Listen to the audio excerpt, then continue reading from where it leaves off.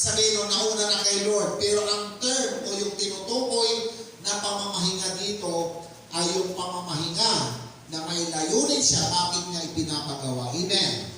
Sino pong naniniwala na may benepisyo ng pamamahinga ng bawat anak ng Diyos?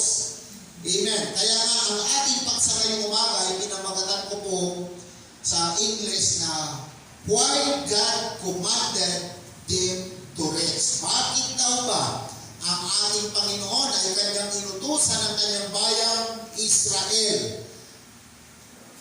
na magpahinga? Ano po? At ayon sa ating pong binasa na teksto, talagang detalyado ang sinabi ng Panginoon na ang kanyang bayang pinili sa bayang bansang Israel, 6 na taon ninyong tatamnan. Kasi ang source of their income, yung tinatawag na pinagmumulan ng kanilang ikinabubuhay unang-una sa pagtatanim, sa pag-aalaga ng hayop, sa parang ganito rin sa atin, magsasaka, sa pagsasaka. Ano po? Kaya ang instruction ng Lord, 6 na taon sila magtatanim, pero pagdating ng ika-7, sabi ng Panginoon, yung pang-7 naman, baka pwedeng huwag nyo munang anihin. Iwanan ninyo na kung ano yung tumubo sa inyong lupain, mapaubas man yan, trigo man yan, igos man yan, o ano mang tumubo dyan na pwedeng pakinabangan, huwag nyo na kukunin. Sabi ng Panginoon, alam nyo po, according sa research, bago tayo pupunta sa mga puntos ng ating pag-aaral, maski yung puno ng, halimbawa, ito yung lupain ng mga Israelita, may nakatanim na ubas, may nakatanim na mansanas. Kapag yun po ay hinog na o tamang-tama na siyang anihin, kung sa dami daw yun, ng kanilang naibunga ng kanilang pananim at hindi kayang ubusin ng mga hayop na nanginginain, yung mga tira ng mga prutas, ubas, mansanas, kung anong mga prutas na nandoon, yun pala yung napakagandang pagpaplano ng Lord na yung mga nabubulok na mga prutas ang siyang magsisilbing pataba ng kanilang mga lupain. Kaya kung atin pong titignan, may ganong history sa bansang Israel na kapag namunga yung kanilang mga pananim, sobrang lalaki. Ano po? Dahil doon sa instruction ng Lord na bukod sa maging pagpapala sila sa ibang tao, sa mga mahirap, at bukod doon, gusto ng Diyos. Kaya pinagpapahinga ang kanyang bayang Israel dahil doon nila gusto ng Panginoon na ma-realize nila, mapagtanto nila na sila ay konektado kung sila ay patuloy na susunod sa ating Diyos. Ano po? Kaya sabi dito sa verse 11, sa 7 taon, huwag ninyo itong tatamnan. Pero kahit hindi tinatamnan, or may mga dating tanim na patuloy pa rin namumunga, blessing pa rin para sa mga taong nabubuhay sa panahon na yun. At huwag din ninyo anihin ang anumang tutubo roon. Bayaan na ninyo iyon sa mga kapatid ninyong mahirap. Ano po? Okay, fast forward tayo sa verse 12. Okay, ito naman, yun ay, yung nauna, yung 7 taon, 6 na taon na magtatanim, yung pang-7, huwag magtatanim, magpapahinga ang lupa. Ito naman sa verse 12, 6 na araw kayong gagawa, at sa ika-7 ay titigil kayo para magkapagpahinga. Sino dito? Yung nanay na hindi uso ang pahinga. Magsisinamu kayo. Amen? Bakit? Kapag hindi daw pala natin ito napapahalagahan, itong araw ng pamamahinga o oras ng pamamahinga, sabi nga ni Bishop yan, yung taong hindi marunong i-appreciate ang pamamahinga, darating daw ang araw na ilalansang daw ninyo pagpipilian. Kaya nga minsan yung mga tao, kung sino yung taong pati oras na ng pamamahinga ay ginagawa pa para sa pagtatrabaho, ano po, ang nagiging resulta noon ay pagkakaroon ng pagiging pakit. Kaya nga kapag nagpatingin ka sa ng dugo mo, ng blood pressure po ninyo sa marunong kumuha, imbis di ang over ay mababa o mataas, over patig na ang nakikita. Ano po? Kaya sabi dito ay 6 na araw kayong gagawa sa ikapito ay titigil kayo para makapagpahinga ang inyong mga baka, asno, alipin at mga upahang taga-ibang bayan. So, bakit daw ba ang Diyos ay inutusang magpahinga ang kanyang bayang pinili na bansang Israel? Dito po sa mga sumusunod ay malalaman natin, ito ay naliliknag si Kanong Nakahawul Sulima. Napapansin nyo? Kasi kalabyan, nagsawat tayo ng lapod manad Women's of Blessing Conference dahil sa pagod, nanginginain, kung ano ang pagkain dyan, available dito. Amay, akawgi pa kaya, preparado na akawgi, amay, tayo may inyo na nila magsubunod nyo yung sinamang painawbi, akawgi kilawa. Sa abago-bangunan ko, tim mo lang ba kaya kaya atso, niya sa hindi lang sinapim mawul, abalik ko ta kaya manuya, kontan makaya gagad sama. Ya, selit na ko sinapim pampalso nila. Pero ang halata daw, hindi naman diretso pa rin. Nawaiwala ng ganong mga pagka-istro-istro, ano po. Okay. Atak-takot sila, atak-takot ang kalabyan, kasi kanukin maulso nila, wala lang kung bumiro at di mo ang gawa. Amen? Okay. So, purihin po ang Panginoon. Kaya nga napakalaga na sa mga edad natin ganito, ng mga 40s, minsan, chita-chita din pag may time talaga. Ano po? Okay. So, ito yung bagay na gusto ko pong makita natin bilang ating introduction. Ano daw ba yung mga rason ng Lord bakit ang kanyang bayang pinili na bayang Israel ay bigyan sila o malaman ang kahalagahan ng pamamahinga. Ano po? Na sa kanilang pamamahinga, sabi dyan sa ating pong slide, ay sa pamamahinga nila ay kanilang ibibigay ang pang-7 taon at sa araw-araw na pagpatrabaho ay ibigay para sa Diyos ang pang-7 araw para sa Kanya. So kung ating pong titignan, ano po, dito po sa ating paksa, why God commanded them to rest? Dahil mayroong napakagandang layunin ang Lord dito. May mga pagpaplano na maganda ang Panginoon para sa Kanya. Ano po? Na dito sa Kanyang magandang pagpaplano, sa susunod nating pag-aaral sa mga puntos natin, malalaman natin dyan ang napakagandang mga pagpaplano, layunin ng ating pong Panginoon. Amen? So, isang bagay, pinakaunang plano o rason ni Lord bakit ba Kanya inutusan ng Kanyang bayang pinili na bayang Israel ng pahalagahan ng pamamahinga. Dahil unang rason, ang Diyos nais niya na ang Kanyang bayang pinili na kasama na tayo ngayon ay malaman at makita at maunawaan bakit daw ba itong mahalaga itong pamamahinga. Ano po?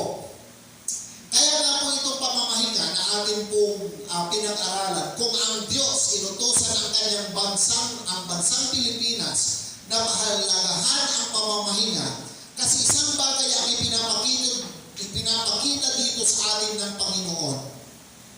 Lahat tayo na nabubuhay ngayon, dapat malaman natin na bawat isa sa atin may kanya-kanya tayong limitasyon.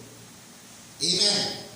Sino dito yung hindi mo alam na wala kang limitasyon? Baka mamaya mamaya, yung araw, oras, panahon na dapat ipagpahinga, nagagamit pa rin sa pagtatrabaho. Kaya nga alam ninyo, kapag ang tao hindi niya nalaman na may limitasyon siya, ano po, kaya nga minsan, kung sino yung naaabuso ang sarili, doon matindi. Kapag umatake ang panghihina, sakit karamdaman, ang unang-unang napupuntirya yung mga tao na overpatid, walang pahinga. Amen? Amen ba? So always know your limitation, yung itinuturo. Pag-aralan natin, alamin, siya sa atin, ano bang limitasyon ko? Kaya nga minsan, pag may kasi gano'n naman tayo, mostly sa mga nanay, wala may inyo, pananaw ninyo, ang magagawa ngayon, dapat hindi na ipagpabukas. Pero kung may gawain pa ngayon, pero talagang pagod na tayo, sali lamay, yan. Mangkikibig kayo, pero sa mata nyo talaga na may gugulan lang, may antok na kayo. Kapag ang antok, hindi napansin, ang pagtulog po, umayaw sa atin. Wala may experiences tayo kumaminsan. Labalabay mo limang painawa, pero ang kamakapampainawa, bakit? Hindi ka dinadalaw ng antok. Naman may term. Gusto mong dalawin ka ng antok, pero ang antok nagtampo na sa'yo. Dahil nung nagparamdam siya, in-ignore natin minsan. Kaya nung nasumpal yung trabaho, labay tinutog, si antok nagtampo na. Kaya tuloy ang nangyari, kahit nakahiga tayo, pero ang uliran natin gising, nabalabay mo lang unugin, pero ang kamakugin, bakit? Kasi nga, yung limitation natin, naabuso minsan. Amen? So always know your limitations, sabi doon, para ma-appreciate natin, makita natin. Bakit ba ipinapagawa sa akin ito ng Panginoon? Bakit niya pinagawa sa bansang Israel? Dahil ang Diyos ipinapakita, itinuturo sa kanyang bayan, kanyang minamahal, na mahalaga yon habang nabubuhay sa mundong ibabaw na ito. Amen? Amen ba? Pwede bang magkaisa tayo mula sa araw na ito? Kahit sino sa atin, dapat walang hindi gagawin ito. Alamin ang ating mga kanya-kanyang limitasyon. Kaya minsan yung mga hindi nakaunawa nito, yung may mga kaya, yung mga kanilang kasambahay, minsan may naaabusong karapatan dito, yung karapatan na lahat tayo may karapatang magpahinga. Kaya minsan, nakakahabang yung mga ganon na minsan yung mga kasambahay natin naaabuso sila, no? Yung tulog ka na pero naamo pero yung kasambahay nagtatrabaho pa rin hanggang madaling araw tapos gigising na naman ng sobrang aga. So, hindi po nakakatuwa yun sa Panginoon. Okay, pangalawa, bilang isang tao daw, bilang individual, laging isipin natin, i-realize natin sa sarili natin na ang lakas na mayroon tayo ngayon, limitado lang yan. Walang unlimited. Hindi ko na naisama dyan kasi ito na-edit ko lang. Pumasok lang sa isip ko, sinalpak ko lang dito.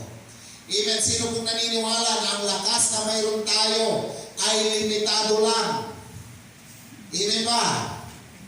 Kahit sino sa atin, kahit ano man yung ating katungkulan, ano man yung ating trabaho, ang bawat isa sa atin may lakas na limitado. Na kapag lumagpas doon sa limit na yon, at nagtrabaho pa tayo. Alam nyo ba yung feeling na gusto mo ng pagpahinga talaga pero talagang hindi pa pwede. Hindi pwede yun. Kaya ako, isang bagay ang kilala ko sa sarili ko na kapag ako yung sobrang pagod at ano man yung ginagawa ko, halimbawa, tumutulog sa paglalaba at nakaramdam ng pagkaantok yan, hahayaan ko yung paglalaban na yan. Amen. I-idlip ko, i-entertain ko yung pagtulog. Amen po ba? Pero wala rami arong mananay. Hanggang tunda, hanggang nagasungkal sa trabaho. Hanggang narasal na, sumpalong danira ito po isang na. Amen. Katulong paminsan, limang paslamay iras, ang gano'n labay mo'y mangan, at mula na-appreciate may sami na panangan. Amen. Anagasamlang igas mo. Amen pa.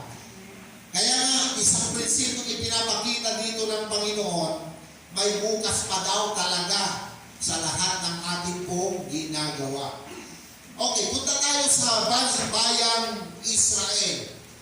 Isang bagay na ipinapaunawa dito ng ating Panginoon na mababasa natin sa Leviticus 25 chapter 5 verse 6. Sabi niya sa Tagalog, at huwag babawasan ang mga sanga ng inyong upasan, at ang lahat ng maani roon ay para sa lahat, sa inyo at sa inyong mga alipin, sa upahang manggagawa sa mga dayuhan. Amen po ba? Isang bagay ang napag-aralan ko dito, si Lord na siyang may gawa ng lahat, mayroon siyang malasakit sa bawat kanyang nilalang. May malasakit sa lupain, may malasakit sa lahat ng mga hayop, may malasakit sa kanyang bayang pinili. Una, sinimulan niya sa bansang Israel. Nung tayo maging isang mananampalataya sa harapan ng Panginoon, kasama tayo doon na iniibig niya, pinapahalagahan ng bawat mayroong buhay sa ating lahat. So dahil si Lord, mahalaga tayo, kaya tayo rin ay dapat magpahalaga sa kanyang itinuturo, iniuutos na mahalaga ng pamamahinga. Amen. Kasi alam ninyo, sa bansang Israel, meron silang tinatawag na Sabbath. Shalom. Yung parang worship, time for worship. Sabbath day. Yan.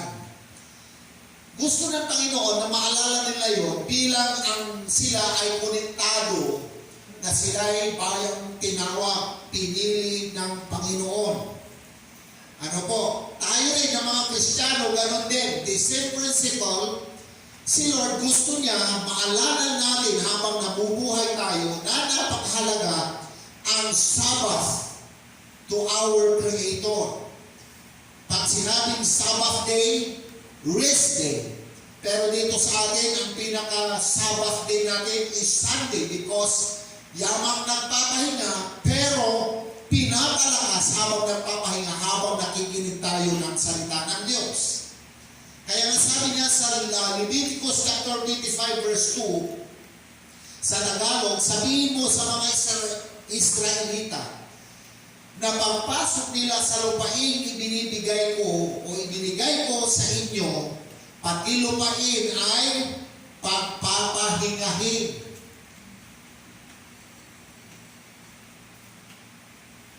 Eh kung ang Lord, ang lupa, napakalaga na mapahinga ang lupa, how much more tayo na kanyang bayang pinili. Kaya bilang isang application, pagsasagawa natin, bilang isang mananampalataya, ang pagdalo sa Panginoon, ang pamamahinga sa piling ng Panginoon, na kagaya nito, na ginagawa natin na every Sunday, meron tayong celebration in the Lord, nag-worship tayo, nakikinig tayo, huwag daw tayong tumigil na gawin ang regular na pamamahinga sa piling ng Panginoon. Kaya sabi niya sa English, do a regular resting in the Lord.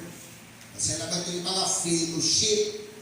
At kapag nag-fellowship daw tayo, ang isang bagay na mangyayari, according to 1 Corinthians 5 verse 4, sabi ni Apostle Paul sa mga nanampalataya sa Corinto, when you are assembled in the name of our Lord Jesus, I am with you in spirit. O yamang pinapaalalahanan ko kayo, sabi ni Apostol Pablo, sa tuwing ginaganap ninyo ang pagtitipon sa pangalan ng Panginoon, para nyo na rin akong kasama sa Espiritu. Pero hindi lang yun. Kapag ginagawa ninyo ang fellowship, nag-assemble kayo weekly in worshiping the Lord, in glorifying His name, sabi niya, mayroon siyang may pangako and the power of our Lord Jesus is present. Amen. So payanta ko, sa tuwing fellowship natin, hindi lang tayo ang present ngayon, pati yung presensya at kapangyarihan ng Diyos kasama natin ngayong umaga. Amen. Amen ba? Oh. Kaya sa Tagalog, ako'y kasama ninyo sa Espiritu, sa inyong pagtitipon at sa kapangyarihan ng ating Panginoong Jesucristo. So meaning, pala, kapag tayo nag-fellowship, though nagpatay na tayo physically, pero inaaliw tayo, ini-encourage tayo na mas lalong mamotivate, pahalagahan itong relasyon natin sa Panginoon. Ano po? Okay, kaya ipagpatuloy natin iyon. Amen. Kaya sa fellowship, nararamdaman ang kalakasan, nararamdaman na yung power, na nalilisip na power, yung kalakasan na nawawala ay napapalitan ng power of the Lord. Amen po ba? Pwede magpalawakan natin ang Lord dyan. Ngayon po, ang benepisyo ng pamamahinga sa piling ng ating Panginoon. Kaya nga, kung yung una ay yan yung mga unang rason na ang Lord gusto niya na tayong kanyang bayang pinili bilang isang mananampalataya, bagamat hindi tayo Israelita pero kasama tayo, na mahalaga makita natin na mahalaga ito, maunawaan ito at isagawa natin sa pang-araw-araw nating pamumuhay. Amen. Kaya nga, kung sa kanila, ang kanilang source of their income ay ang pagsasaka, pagtatanim, pag-aalaga ng maraming hayop. Ano po? Pero, nire-require na gano'n ang kanilang gawin. How much more tayo ngayon?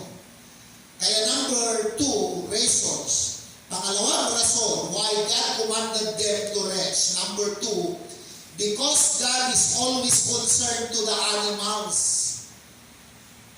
Concerned, walay malasakit, may malasakit daw ng Lord sa kanyang mga nilalang na mga hayop.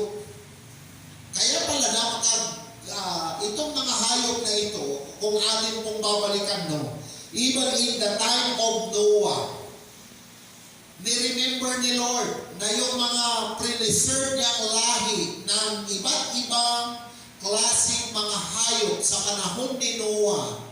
From that time hanggang sa panahon na ibinigay ang mandatong pahalagahan ng pagpapahinga, pahalagahan na mahalin ang mga alagang hayop.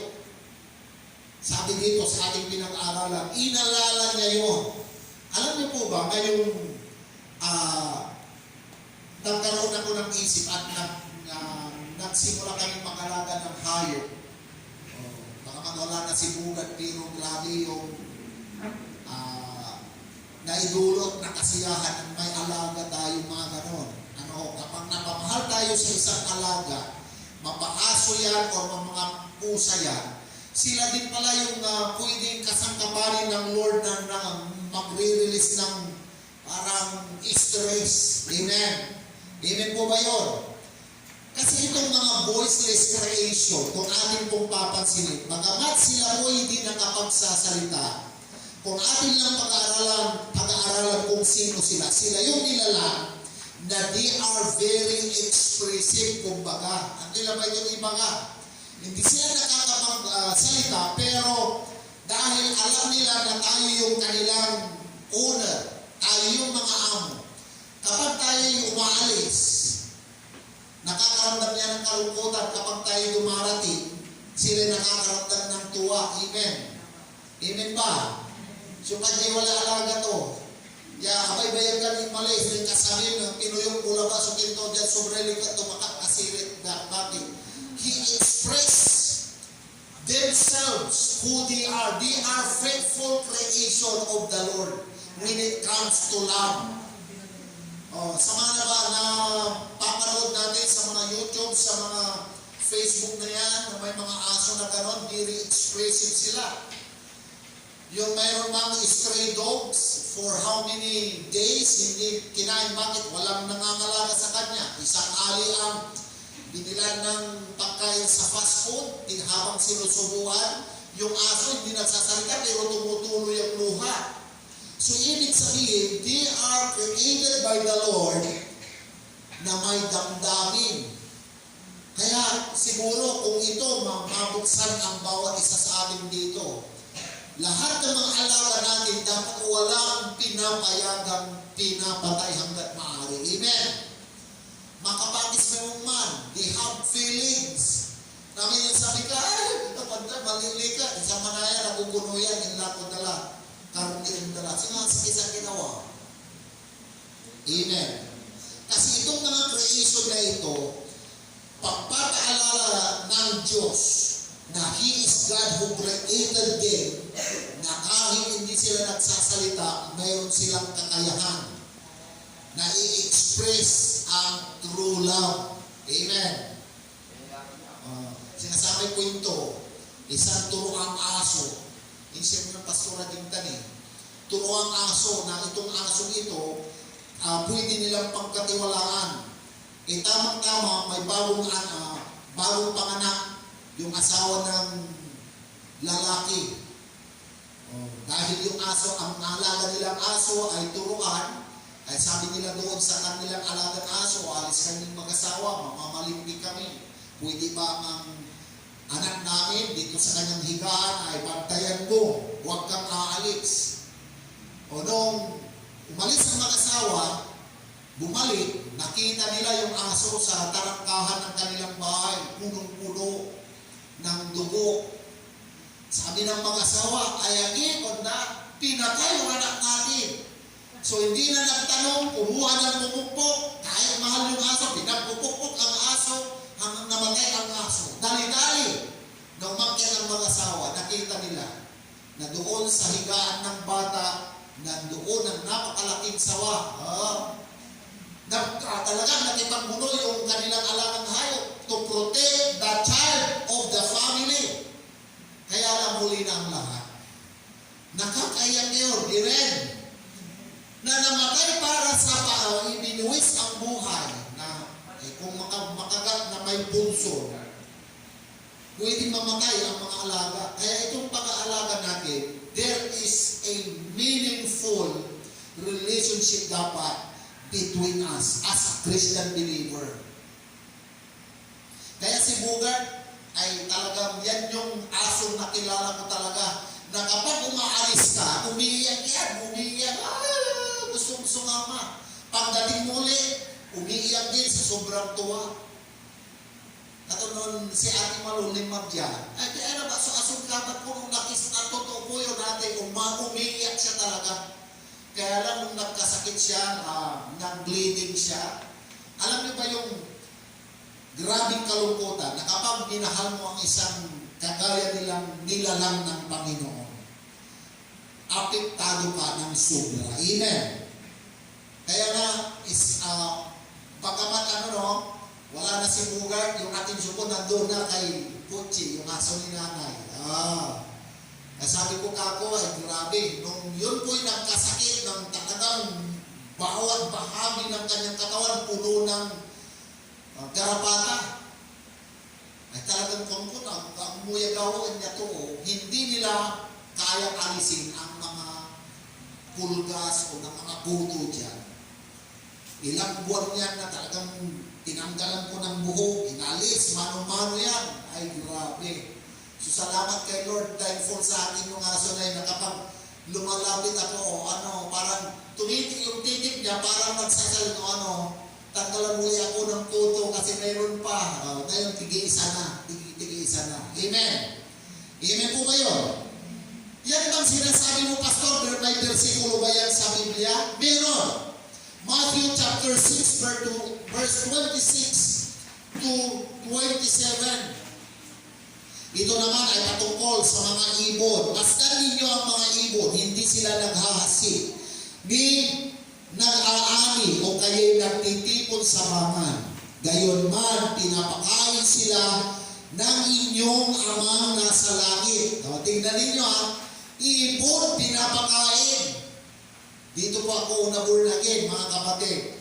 Kasi nung time na may nagbabahagi ng patungkol sa pag-ibig ng Diyos sa sino mang nilalang niya.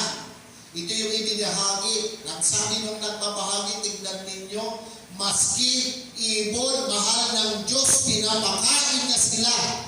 Ayaw niya silang magutom, kayo pa kaya? Kaya nasabi dito, gayon man, pinapakain sila ng inyong amang nasa langit. Hindi ba't higit kayong mahalaga kaysa mga ibon?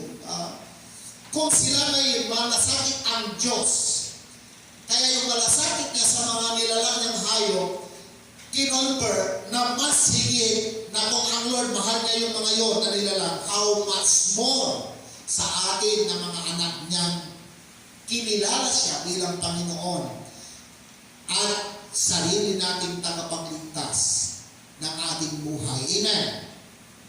Kaya sa verse 27, sino sa inyo ang makapagpapahaba ng kanyang buhay ng higit ng kahit isang oras sa pamamagitan ng kanyang pagkabalisa? Amen. Kaya next, as our application, if the Lord is always concerned to the animals, how much more to you?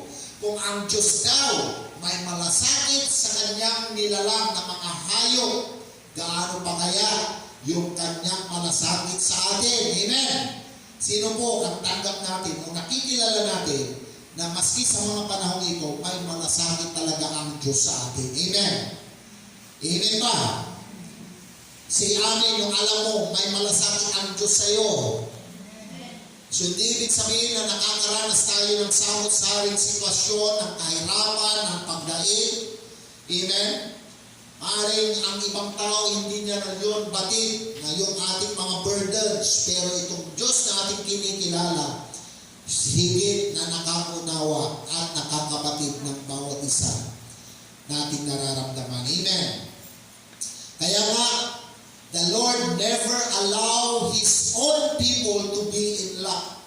Kung ang mga ibon ayaw ng Panginoon na magutom, gaano pa daw tayo? Kaya kung itong Diyos na ating pinaglilingkuran na nag-utos sa kanyang bayang Israel ng ganong pag-uutos, kasi gusto niya na ipakita sa atin ngayon ang mga taong nabubuhay ngayong panahong ito, na maski tayo, simula nang tayo kumilala at naging kanyang mga anak, ayaw niya na magkulang tayo sa anumang pangangailangan. Amen? Sino yung tanggap natin? Kilala natin itong Diyos at Panginoon natin. Siya yung number one na may gusto na managana tayo sa lahat ng bagay. Amen? Kaya even King David realize niya na pagtanto niya na kung si Yahweh ang aking pastor, hindi ako magkukulang. Amen? Sino po ang magdideclare lagi ng ganon? If the Lord is my shepherd, I shall not be in want. Dapat tayo yun ang nagko-confess ng ganon. Una, kung ang mga natin sa langit ay concerned, ay malasakit sa mga ibon, sa mga hayop, gaano pa sa atin, tayo na mga anak niya. Amen? Hallelujah. So that is number 2 reason. Because our God is always concerned to the animals. Number 3, why God commanded them to rest? Bakit inutos ito na magpahinga sila?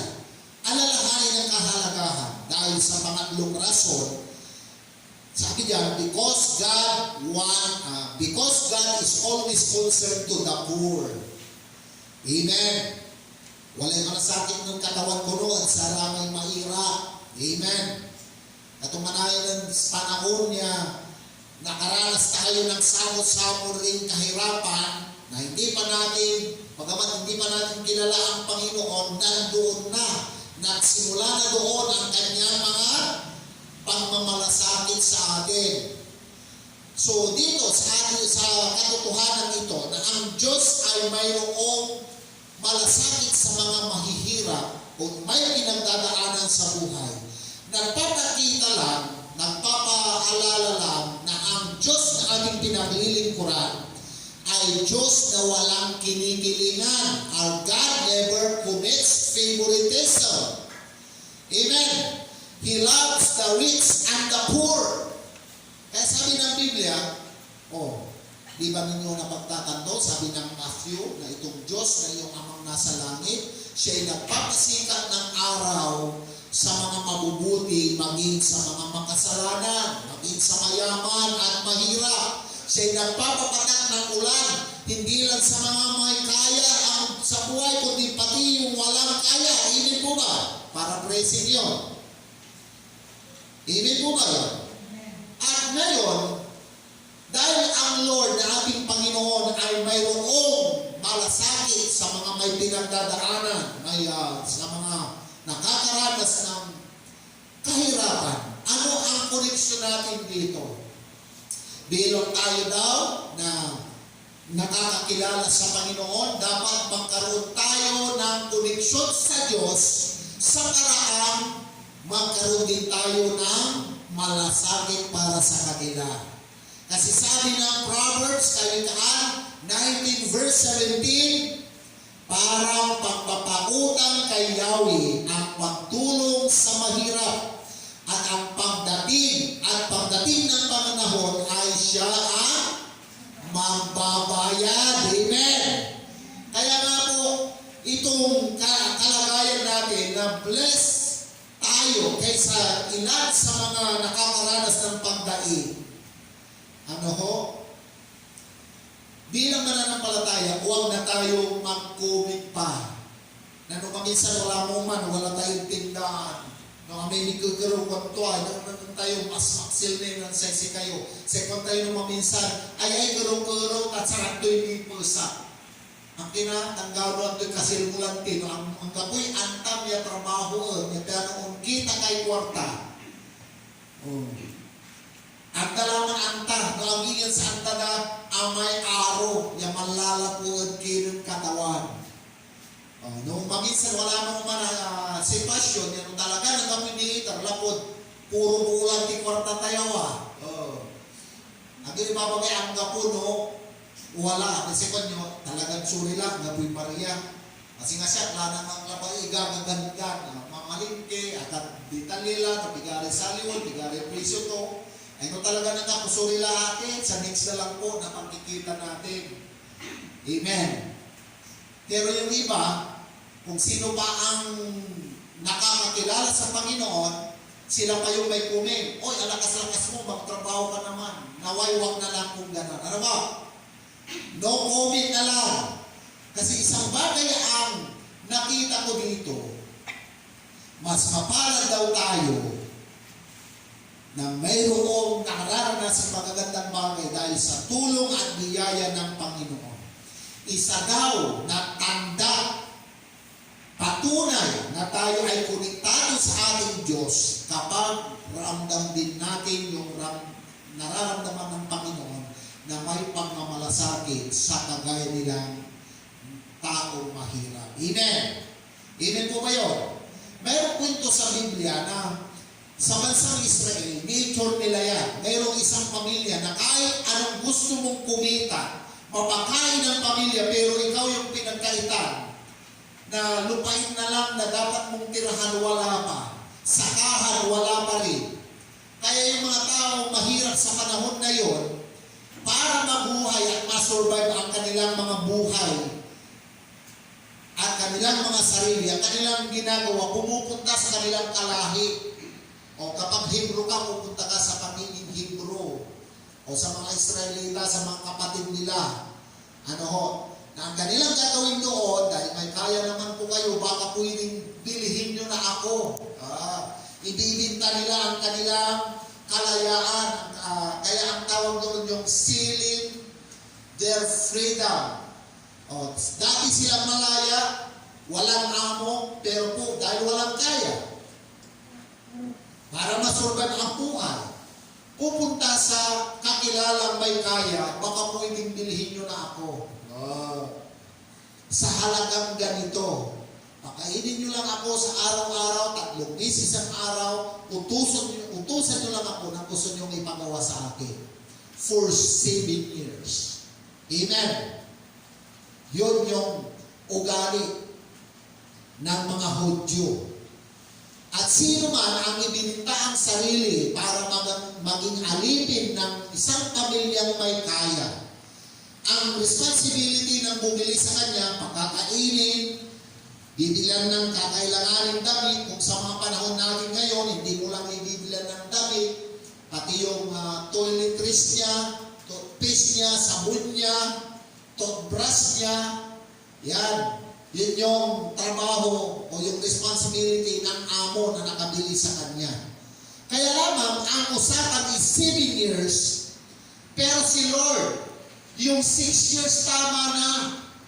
Sabi niya, pagkalipas ng 6 na taon, Jeremiah 34 verse 14, palalayain nila ang sinumang Hebrew na binili nilang alipin. Ngunit hindi nila ako sinunod.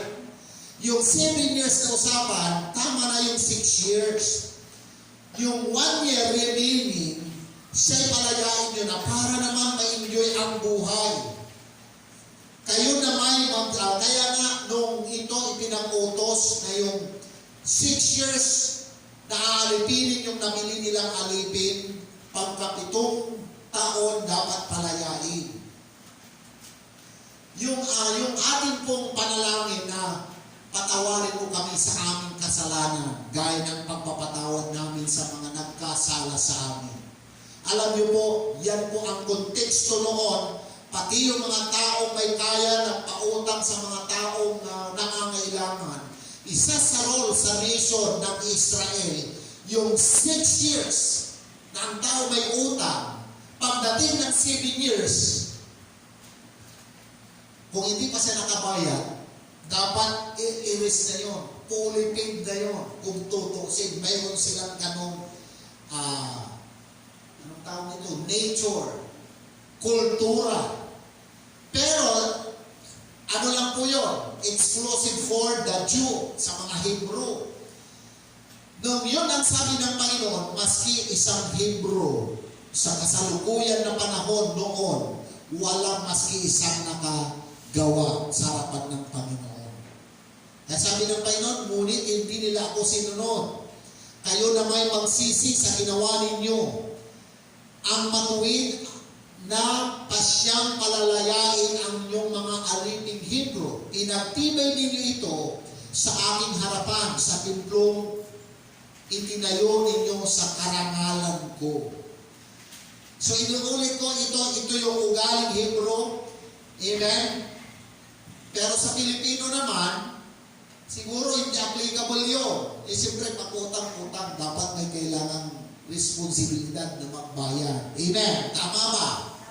Kaya nga po, siguro pag-intingin na lang natin bilang sa mananampalataya na para makipakita natin sa mundong ibabaw na ito, ang palatandaan na tayo konektado sa ating Diyos, inuulit ko, okay, magkaroon tayo ng malasakit para sa mga nakakaranas ng hindi maganda. Amen.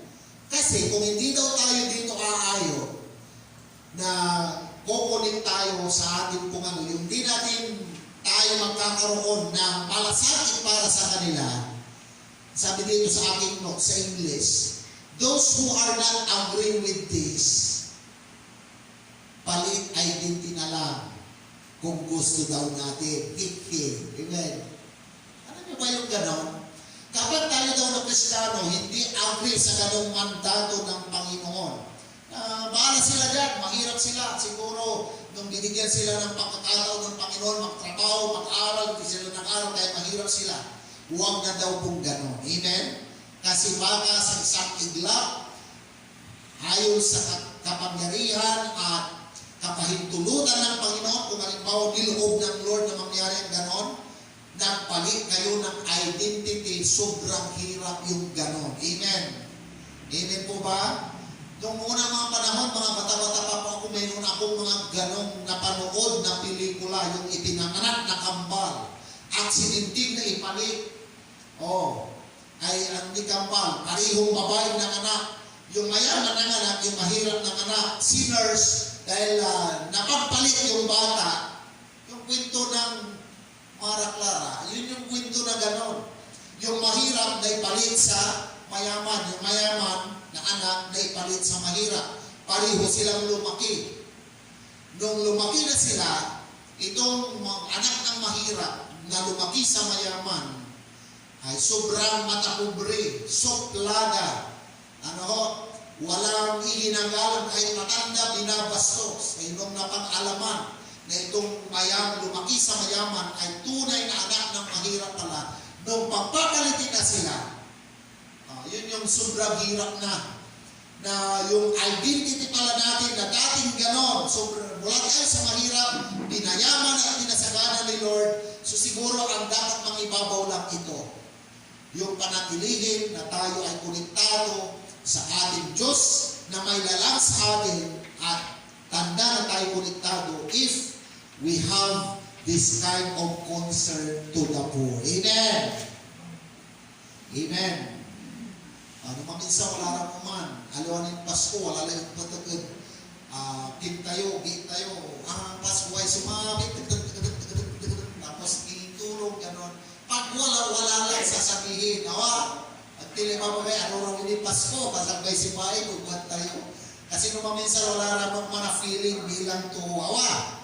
Pero alam niyo po, lagi-lagi pinapaalala ng ating Diyos yung binasa natin sa Kawikaan na ang pagpapautang, pagpapahiram, pagtulong sa mga mahirap ay pagpapautang kay Yahweh at siya ang sa ating magbabayad. Amen! So that is number 3. Reason, because God is always concerned to the poor. Last but not the least, na rason ng Panginoon, bakit pa inutusan, maging tayo inutusan, na kailangan magpahinga. Ano po? Kasi, 4 na rason, because God is always concerned to His own people. May malasakit ang Diyos sa atin. Yun yung pinaka. Bukod sa nagkamalasakit sa mga hayop, sa mga mahirap, maski tayo daw ng mga anak niya, nasa atin ang kanyang pagmamalasakit. Ibig sabihin, anumang sitwasyon meron tayo, anuman ang ating pinagdadaanan, kung mayroon man, the eyes of the Lord is always with us. Ang kanang katawan, so lilimitan tayo sitwasyon. Wala man bilang sa problema, ang kanang katawan tan. May pagsubok ba? Ang kanang Lord tan. May pinagdadaanan bang pamilya? Alam ni Lord yan because yung kanyang paningin, hindi niya yan ininawaglit sa bawat isa po sa atin. Amen. And yes, of course, kaya tayo inutusan, i-appreciate ang oras ng pamamahinga kasi para din daw sa atin ikabubuti. May kwanto man natin, we are the temple of the Holy Spirit. Sino mang sisirain ito ay sisirain din ng Panginoon. Amen? Kaya kung trabaho ninyo sa bahay at mayroon pang ibang magtataw para trabahoin niyo yun, learn how to say no. Kung talagang pagod na. Ate Be, learn to say no. Haliwan sa amin no, atulungan na kalaba ya dahil sa singa Clara may singa master na may hanggang po yung aga nayari. Ang mumulalanti sa awa. Antay yung may pananakar, siya wala mong manaling na kunata, na may manakar kasi nga dadapo, dalin susalin mawa. Ang may palig-palig. Kasi ang may dyan sobra mo na siguro na may dyan itatakkan. Ang may akargilan na karuman tulad panay, awa. Napapagod din ang katawan at hindi kawalan ng respeto yung magsasabi tayo na kung minsan hindi nyo kaya. Pero wala naman man, ang gano abdala sarap, pero gagawin na for the sake of the family. Gagawin na lang po dinaro na pamilya na. Are-anak na, pero naman minsan are-anak, ang na na-appreciate man. Nampasaklan sa nagaw si nanay da, si katuni ng tupi, ng luto, ng aklo, indyan doon lamisaan, tinawag donera, nananganlaran namin, maski sakay, ang gapoy ng sino, si nanay da lalalaman. Antula kasi, kung tumay nanay, umman kasi.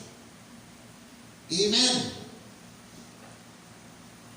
Kaya nga mga kabataan, lalo-lalo na yung mga nasa, learn how to sow good seed for your future. Magtanim kayo ng mabuting buto ngayon para sa mabuting anihin yung future sa mga susunod na panahon. Magtanim tayo ng pag-ibig sa mga magulang. Darating ang araw, pag nagkapamilya, nagkaroon ng mga anak, yung pag-ibig na yun ang ating anihin sa ayaw at sa gusto natin.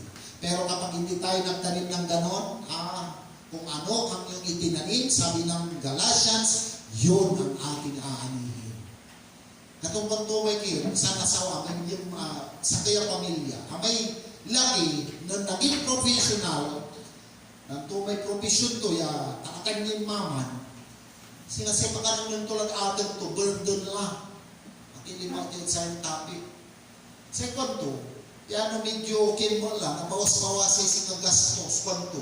Kasi siyempre, medyo baldado lang yung tatay to, tanda na ito, nagdinuruan na yung baso mapasagin, naiba na ito, naksit si baso. Naksit si plato, kung sarala baso ka na pisi. Kasi kwanto, maya pa, kwanto kano, naiwasan ko lang yung mga gastos. Kasi siyempre, makaboy lang yung ating to, 5 bunagay ako, nagdukdok na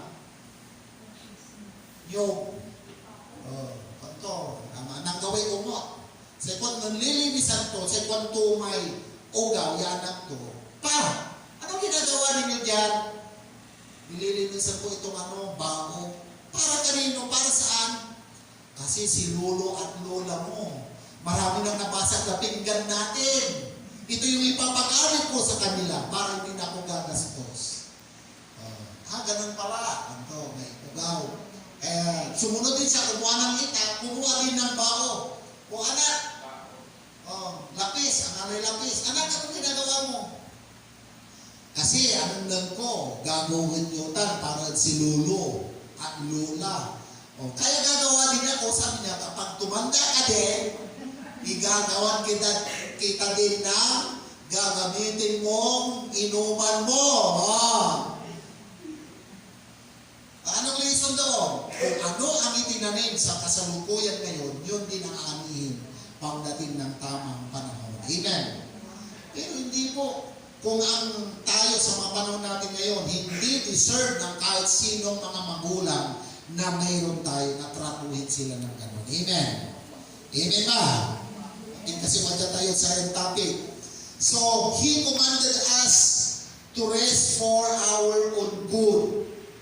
Resting means meeting with the Lord. Kaya sa pagpipilusin tayo dyan, every Sunday, hindi lang tayo dito. Bagamat may mga ilan, hindi natin sila nakasama, pero as long as pag nagtitipon daw tayo, nagkakatipon daw tayo dito, may pangako lagi ang Panginoon. Bagamat hindi natin siya nakikita into physical realm, pero may pangako siya. Matthew 18 verse 20, sapagkat saan may 2 o 3 nagkakatipon dahil sa akin, naroon akong kasama nila. Amen. Sinong naniniwala na sa ating pagtitipon ngayon, narito, nakikinig din ang Panginoon. Amen. Ganun to. Supat si kakalimuno, so mag-i-apply na ganun ng katawan. Kaya nga sabi dito, isang bagay na pagpapaalala, sa pamamagitan daw ng pamamahinga, tayo daw ay magkakaroon ng panibagong lakas. Kalakasan galing sa Panginoon. Kung tayo minsan burnout, magiging tayo ay refresh. Alam ninyo ang pagiging refresh. Hindi yung pagpagod ka, inom ka ng soft drinks. Mas lalo kang mapapagod. Amen. So kayo mahilig, yan kapara. Amin nagtilaw, nagsawang ka, bisok-bisok ka trabaho, ligad di man. Second tayo, akila ba yung soft drinks? Nung iinuman yun, sige, bali-bali, nalilig na yun. Kaya buto-buto. Nakugunuyan ng nandilamay buto, sobrang sa limuot na. Bakit? Ang kayo minum na danom, ininom yung kung asukal yan ng danom. Amen? Amen? Kapara daw, ma-refresh tayo. Okay? Balikan natin ang natural na pagka-create sa atin ng Panginoon. Nagsama nawa. Kami binumbat ng amin niya panahon, amin kayo nalakuman, sa panlalako ay inuman tayo, demand na gripo. Amen. Natang sosyal tila na amin, at tila lang may sugripo. Mas na, kung tila, ang tuwi-tawa ito, amoy lumot. Pero ang tayo ang tama na kaya, at tayo hindi water. Maminsan, wala ramang umman. Yasay kimik at kintutan, ingredients tutan, wala asin to, wala niya na ano ni danday, may chlorine, yan malinglingas, katulong maminsan payit-payitan sa natawayan nyo. Ako duduraluntan kasi nature tan. May katuan tan. Amen. Yun yung natural. Sa pag-filter nila, sa pagdaan sa mga aparato, yung alkali na magpapagsigla sa katawan ng tao, patay na. Amen. Amen? So bilang isang mananampalataya, ang layunin ng Panginoon sa bawat isa sa atin ay para maranasan ang ibayong kapahingahan, ma-refresh tayo. Amen? Katunin tawil ko may binumba di gripo naman po sa plural batya rin bimbumbang ko na malilinulan sa nakla o ninom na bigya may inumun ko. Ang tayo siya discovery. No sa inuman tayo yan, nakuituan, natural alkaline, normal ang paglabas ng ating dumi, normal ang paglabas ng carbon dioxide. Amen? Dahil natural. Purihin ng Panginoon. Kaya nga, ito, suma total sa ating pong mensahe.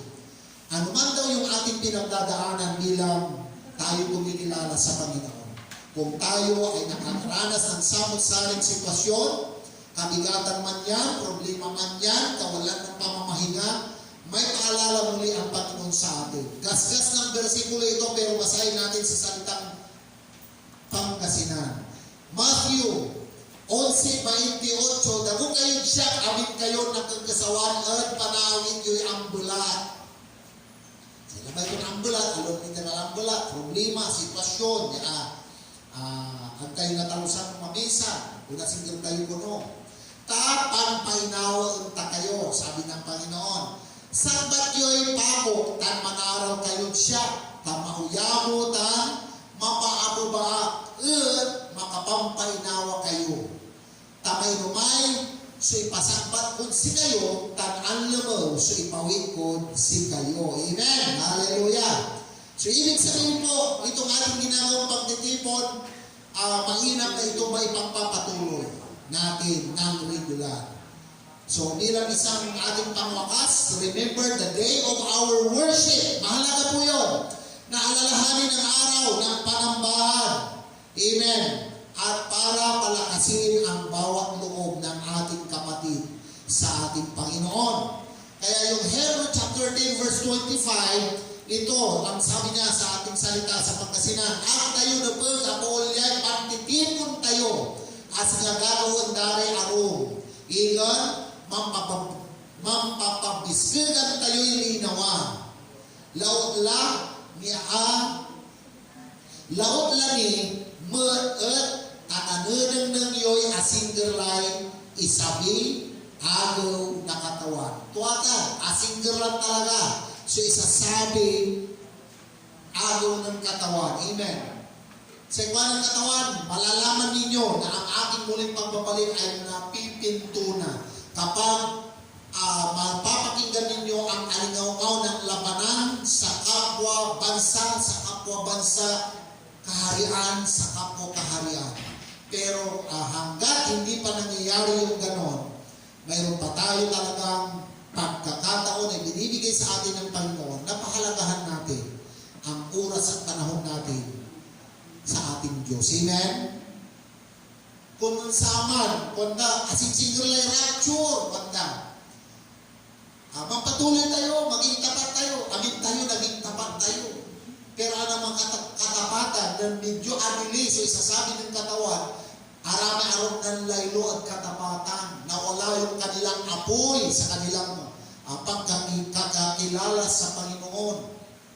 Pero ang hamon natin ngayon, kahit medyo naaalintana pa yung muling pagbabalik ng Panginoon, gawin natin ng tuloy-tuloy. Amen? Amen ba? At ituro natin sa ating mga anak. Diyan ko ito, sa sutapatan nyo. Sing walay likod, yakaiban daisat ya karuman, akin. Sikat tayo laban, kumaminsan, aray anak tayo, sikat tayo atin mo diya tayo, aray anak ang gapo, aray apo ang gapo. Doon sikat tayo at mananisya, ikalungkot natin na tayo lang.